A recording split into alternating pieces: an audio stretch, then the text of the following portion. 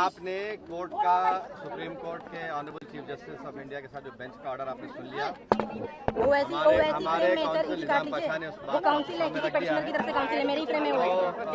है। आइंदा फिर जब पेशी होगी हम लोग कोशिश करेंगे, तो यही बात है। और कुछ आज मूवमेंट क्या कर रहे हैं? नहीं, अभी जो सुप्रीम कोर्ट ने तो कह दिया है कि वक्फ बाय यूजर पे सुप्रीम कोर्ट ने एक बार में स्टे लगाया है, और वक्फ बाय यूजर के डिलीशन पर स्टे लगाया है, और साथ ही साथ कोई सेंट्रल वक्फ काउंसिल के बनाने पर स्टे लगाया गया है, स्टेट वक्फ बोर्ड के बनाने पर स्टे लगाया गया है। पूरे सर, आज के फैसले से आप मुतमईन हैं सर, क्योंकि कल सुप्रीम कोर्ट 3 डायरेक्शन देने वाला था, लेकिन आप सेटिस्फाई हैं? आज का जो फैसला उससे आप सही हैं सर, कितना आश्वस्त? देखिए, मैं joint working committee of parliament का मेंबर था। जितने अमेंडमेंट सरकार ने उसमें लाए थे, हमने उसकी मुखालिफत की और हमने डाइसेंट रिपोर्ट दिया। पार्लियामेंट में भी मैंने उस पूरे बिल की मुखालिफत की है। तो ये कहना कि मैं दूसरे बिल के प्रोविजंस को मान लूंगा, ये सवाल पैदा नहीं होता। हम पूरे उस बिल को उस एक्ट को अनकॉन्स्टिट्यूशनल मानते हैं, और ये आर्टिकल 25, आर्टिकल 26, 14 और 15 और 29 का ग्रेव वायलेशन है। ये हम पहले से ही बोल दिया है, और आज फिर आपके सामने रिपीट कर रहा हूँ। No. See, let us be very careful.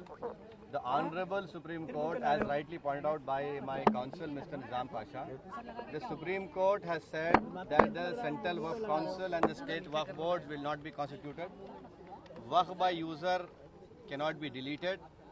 Now, there are other provisions also, which we as a party have come to the Honorable Supreme Court that calling it unconstitutional.